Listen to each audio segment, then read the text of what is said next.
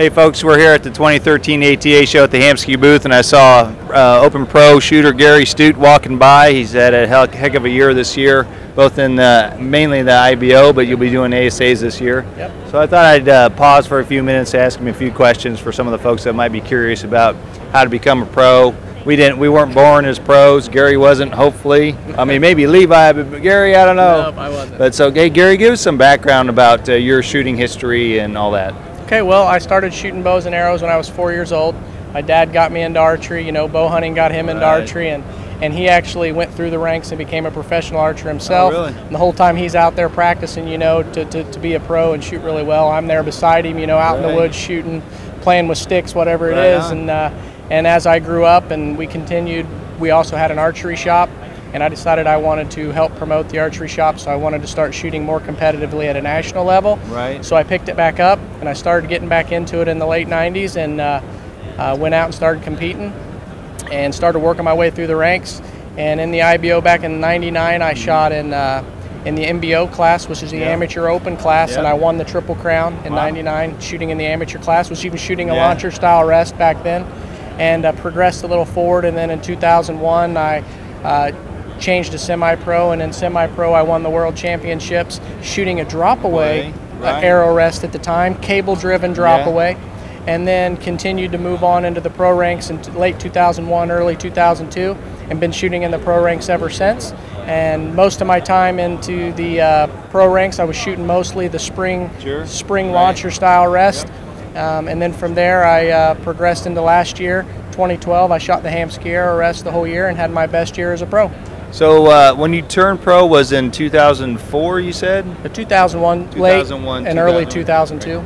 So now that you shot almost sounds like every version of an arrow rest you can think of, right? Man, I shot all the way back to the springy rest. The old timer guys might remember what a springy rest is. I shot many arrows off of springy. So when you switched to the VersaRest, I mean, you had a great success with all these other styles rest. Yep. So what made you switch to the Hamskea VersaRest? I mean, what qualities did you see in it that helped you or made you believe that you could use that to achieve higher goals and finish on podiums more consistently? Yeah, absolutely. Well, first of all, the launcher style rests are very good, very accurate, and the best thing about them is once you lock them down, you set them, you forget them, they're tuned, they stay tuned, things are great, life's good, the arrow rest isn't the problem.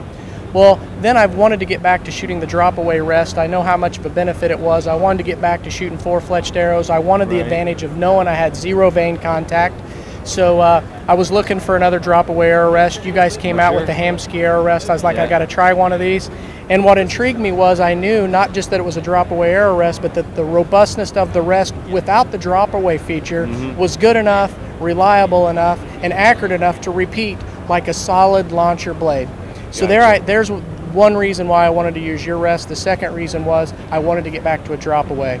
And then your guys' technology with the limb driven and the spring on the cord got my attention. I'm an engineer by trade, so I understand its purpose. I want to use it, and I'm like, I got to try this. Called you up, got a rest, put it on my bow, and as soon as I put it on my bow, the groups that I got at 40 yards on average took 1/4 of an inch out of my groups just by going to the rest. And here's what's interesting. I made sure that I wanted to try to compare an apple and an apple the best I possibly could. I've made no changes in my bow, unbolted rest A, bolted on my Hamskea, adjusted the arrow rest until my arrow was set in the same spot, hitting within 4 inches at 40 yards of the same mark of my previous rest. That's about as close as I could get it, and I wanted to make sure that I could compare an apple and an apple.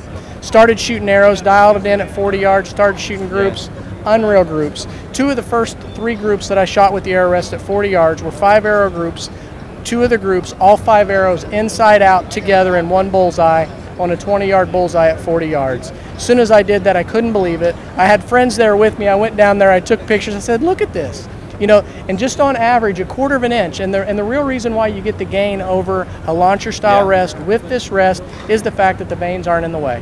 This rest gets out of the way, no vein contact, so even when a knock's a little squirrely or you release one a little bad and that little bit of tick off the blade rest that I used to get and get a 1/2 inch, 3/4 inch variation downrange, I'm not seeing that nearly like I used to, and my groups are better, and my results in 2012 say enough. It was the best I've ever had, so I'm very happy with the Hamskea rest.